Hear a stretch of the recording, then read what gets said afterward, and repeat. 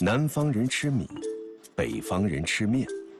千年形成的农耕文化，因地域和气候不同，演化出餐桌上的各自精彩。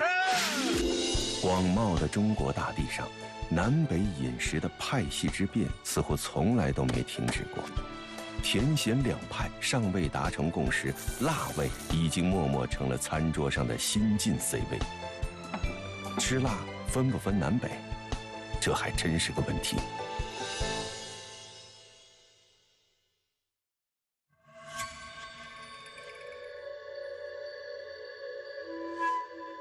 有一个流传已久的悖论，认为辣椒具备祛湿的功效，因此也成为了长江流域人们的解困之道。但在气候干燥的新疆，这种功能说完全不成立。这里的人们喜爱辣椒，让辣椒每时每刻都出现在羊肉串、大盘鸡和拉条子里。瞧看看啊，最好吃烤肉在这儿呢啊！这时候，辣作为一种美学的存在，给人们带来了生活的乐趣，以及离别的乡愁。总觉得它是一种从小吃到大的味道，就是会一直不停的吃的这种。这就是不辣不欢的。我觉得年轻人都喜欢吃辣的，吃什么都喜欢吃辣的，但是炒米粉的辣跟别的辣还是不一样。辣椒的刺激与挑逗，往往成为面条、米粉这类食物让人食欲大开的不二法门。但很少会有地方像乌鲁木齐街头这上千家米粉店一样，让人猝不及防。油汤米粉中了，看10块的热出去了。当地一碗爆款的炒米粉，有足足1/3的容积被辣椒充斥着，似乎辣椒才是解决一日温饱的主角。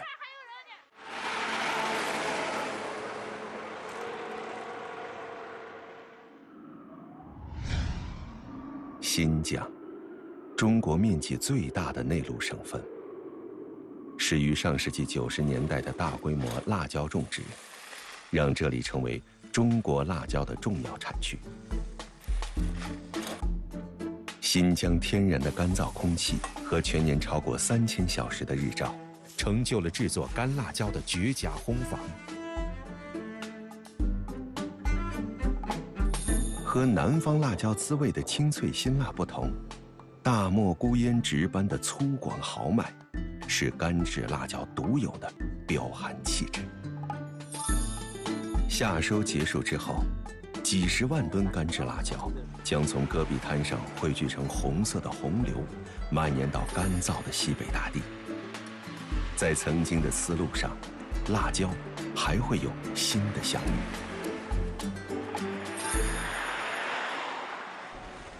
为了这一场相遇，文安迪和母亲天不亮就出发了。即将到达安吉海收费站。大漠气候里少见的一场小雨，并没有带来欣喜，却让此行的2人变得忧心忡忡。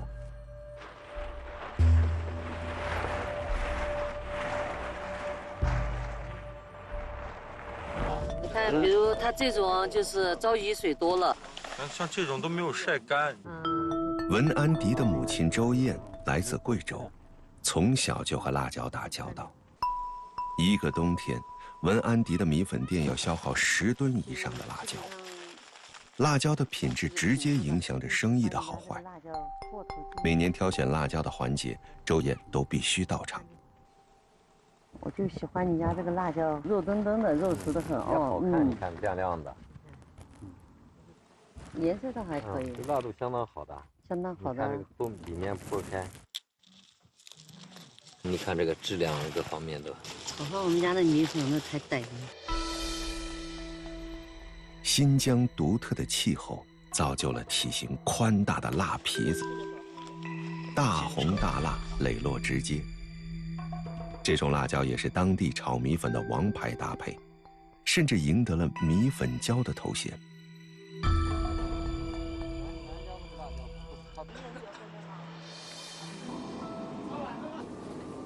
3年前，文安迪开启了自己的第一家炒米粉店，店里的招牌美食就是这碗1/3都是辣椒的炒米粉。辣的就是在新疆话里面，就是很多时候吃爆辣炒米粉吧，那最多的一体验是什么？过瘾。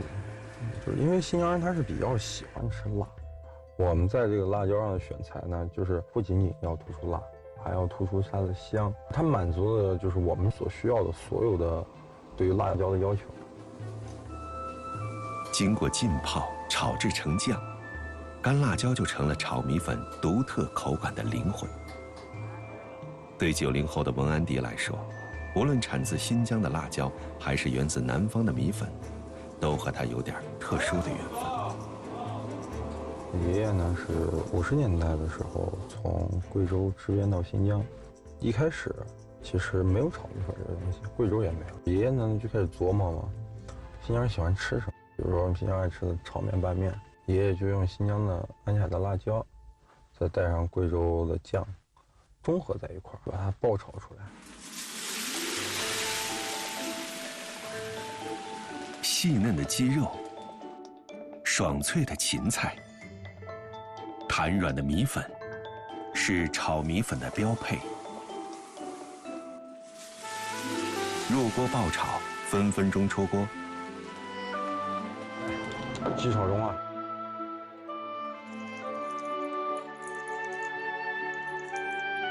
油和酱汁充分融合后，均匀附着在每一根米粉上，使得辣皮子滋香浓郁，辣得恰如其分。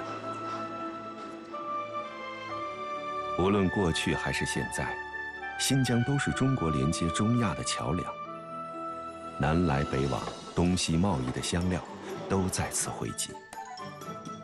这里的人们并不缺乏驾驭香料的能力，开阔的文化视野和有别于中原地区的生活环境，让他们形成了原生专属的生活美学。四面八方的人慢慢汇聚于此，开始耕耘劳作，开始一日3餐的酣畅淋漓。岁月如梭，关山飞渡，在耳边吟诵的是：任是谁来，天山脚下都是我的家。从新疆往南，我们随辣椒短暂停留在宝鸡，这里是关中平原的西大门，4省交界，古味犹存。拿现念现炸的青椒啊，拿现做的夹馍酱有香辣酱，这是我陕西的辣椒面，陕西8大做油泼辣的一道菜，这就最好的一道菜。秦椒，这个霸气的叫法，透着先入关中者为王的共情。西北人热爱面食，这是地理环境造就的习惯。土层结构深厚的关中地区，产出的小麦面粉蛋白质含量丰富，和口感醇厚的油泼辣子是人见人爱的经典 CP。但在宝鸡人的菜单里，除了拌面、油泼辣子，还有另外一种可能。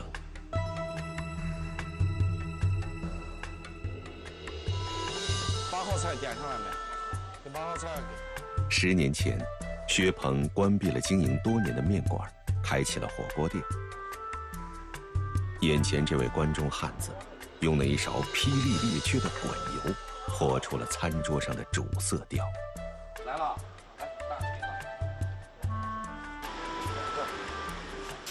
每隔几周，薛鹏的火锅店会有一批重要食材到货。陕西人对这个辣子的口味是非常挑剔的，不能要干辣，但是又不能没有辣的感觉。辣子粉有粗的有细的，就是各种不同的吃法。像我们用的这个辣子，主要是不是那么太辣，因为火锅的蘸碟如果太辣的话，客人接受不了。我在我们当地选择了一种比较脆的辣子，瓤比较薄，干了之后呢，咋形容呢？就是拿手一搓就成灰了。虽然只是火锅小料，薛鹏对自己的辣子配方总是带着神秘而欣慰的微笑。辣椒是众所周知的本地品种宝鸡县辣椒，晒干之后加薄油慢火翻炒，油溶解了辣度，却激发出香气。这一步骤不仅成就了薛鹏火锅店的一碗调料，也是关中百姓引以为傲的油泼辣子的秘诀。关中人把碾磨面粉的智慧用在干辣椒上，粗细不同的辣子粉通过排列组合，给油泼辣子的丰富口感提供了更多的可能。在公开的秘诀之外，那勺油才是看不见的学问。鲜葱入锅，炸出底香，随着油温的升高，陆续加入各色香料，复杂的香气构建出一个迷魂阵，让人想想就难以自拔。3号，几位啊，师傅？2个人啊，刚好。9月，宝鸡的气温刚刚降到20摄氏度，薛鹏的店门口就开始等位了。北派火锅偏爱的底料大体是简单统一的清汤白水，除去食材本身，蘸料就显得尤为重要。辣子火锅就是我们宝鸡人的一种吃法，在别的地方可能很少能见到。蘸料就是一碗辣子，没有啥特殊的。现泼现吃，才能最大限度感受辣子蘸料的魅力。这一刻，油泼辣子即将打破次元壁，拥有整个宇宙。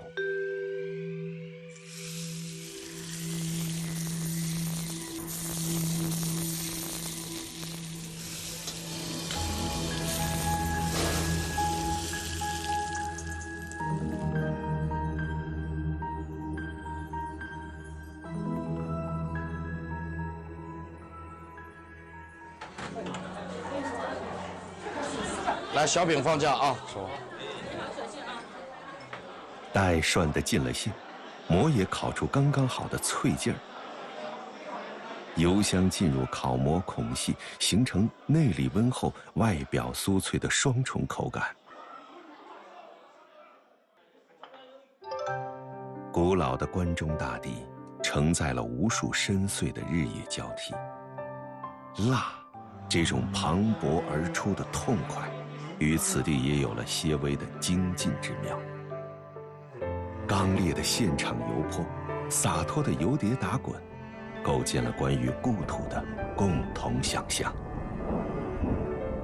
但是，只因一座山脉的存在，辣子的模样发生了变化。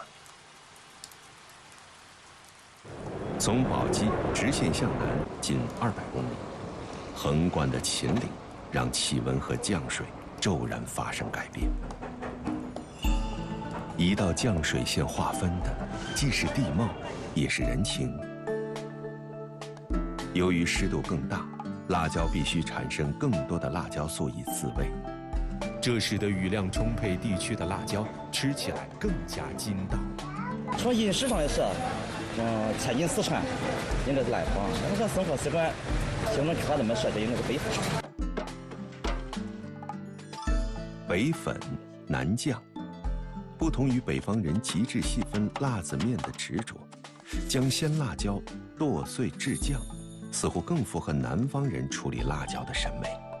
加入豆瓣，促使辣椒发酵，原本沉寂的氨基酸逐渐游离起来，鲜味物质更加复杂，滋味由此激发。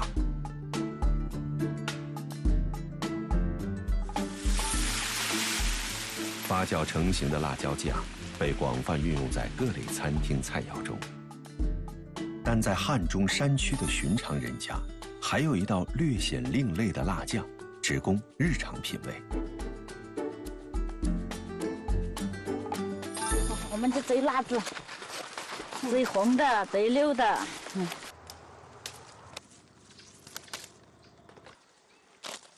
这种个头不大的线辣椒，在汉中并没有规模化种植，但在山区，农家几乎都会在地里为它保留一小块专属之地。今天，杜花和姨要制作最适合这个季节的早餐。好辣子，好要的。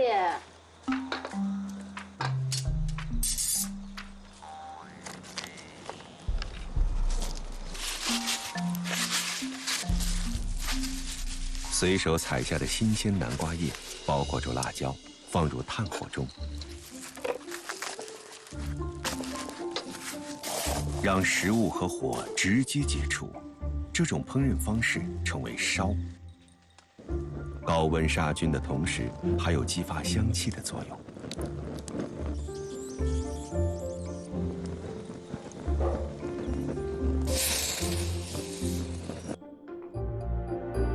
烧辣椒的同时，菜豆腐的准备工作也已就绪。打磨好的黄豆浆滤去豆渣，留下细腻的姜汁。山白菜质地脆爽，本味微带苦涩，加入煮沸的豆浆中，丰富口感的同时，视觉上也多了白绿相间的趣味。酸浆水点豆腐是陕南汉中的传统。利用其富含的乳酸，锅中的豆花包裹着山白菜，层层结块。在锅底下入稻米，小火焖煮。菜豆腐稀饭厚而不腻，略带酸香。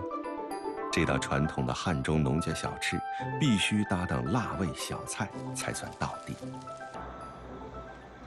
辣椒子烧这样子是最好的，带点黑皮，它出来的味道特别好。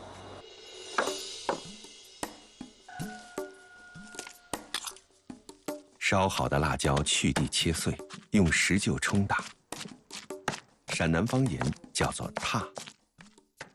石杵的重力和捶打产生的温度，再次改变辣椒的结构，芳香物质被彻底激发。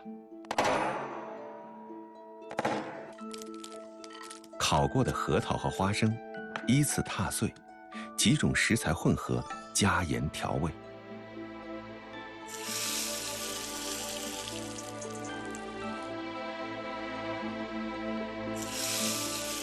泼热油，高温之下，香气扑鼻，萦绕山间。农家地里的辣椒酱，不是什么讳莫如深的机密，而是弥漫于田间人家的寻常。作为生活细腻的一环，每个清晨都被辣而鲜的滋味浸润着。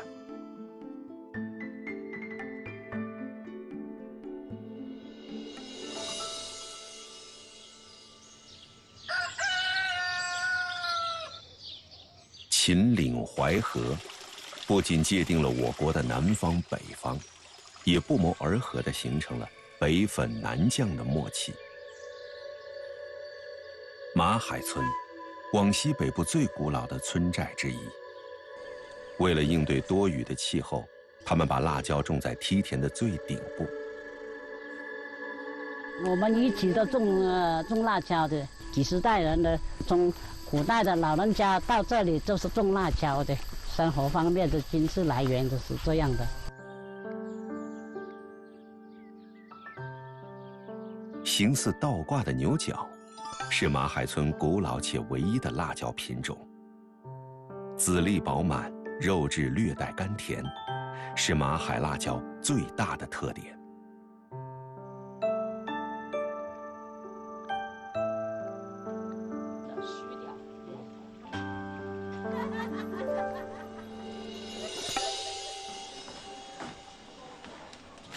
每年农历7月15前后，因为规模最大的辣椒采收，外出打工的年轻人都会赶在这个时候回村。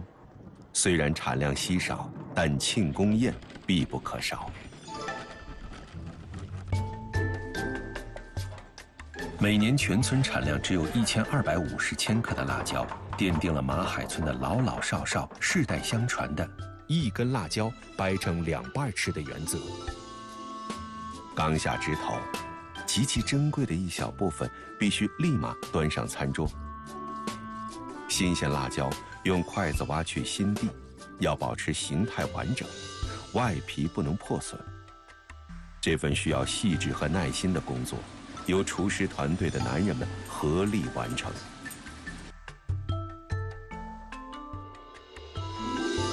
将现剁的肉馅填满整根胶体，像极了客家人的酿。在壮族村寨中，百姓将红色视为生命和活力，用辣椒包裹丰腴，是他们心目中关于先吃辣椒最具韵味的仪式。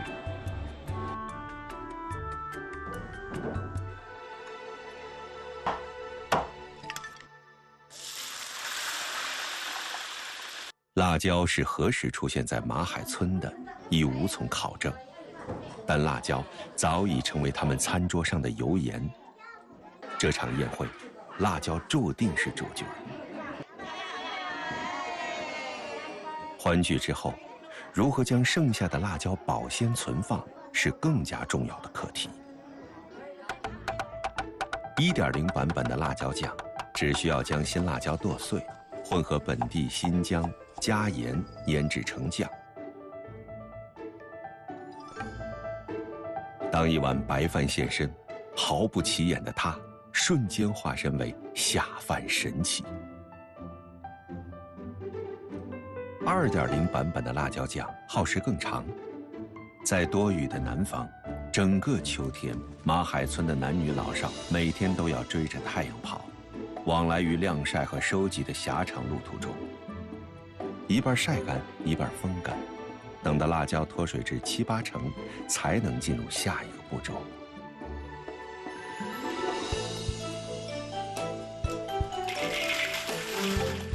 这时，将辣椒下锅干炒，高温加速脱水，再倒进竹筒里切碎。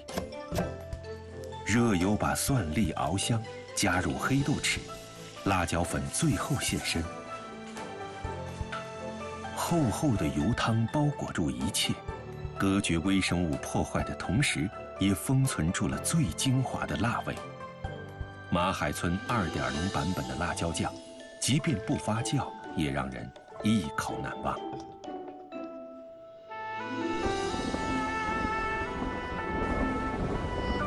南与北，中国百姓餐桌上的永恒话题。族群的差异，源于对生活想象力的差别。一条大自然冥冥中划定的降水线，让茁壮生长于大地之上的辣椒，产生了辣度不一、口感各异的生物属性。大地之上的人们也积攒起生活的智慧，在与辣椒相互雕刻的光阴历程中，不断拓展认知边界。我们彼此的参差多态，指向共同的幸福之本。说到底，在吃辣爱好者的世界里，辣无分南北，只有吃和不吃。而随着辣椒征途的不断向前，这员红色猛将也必将不断挑战极限，创造出更多重口味的小概率事件。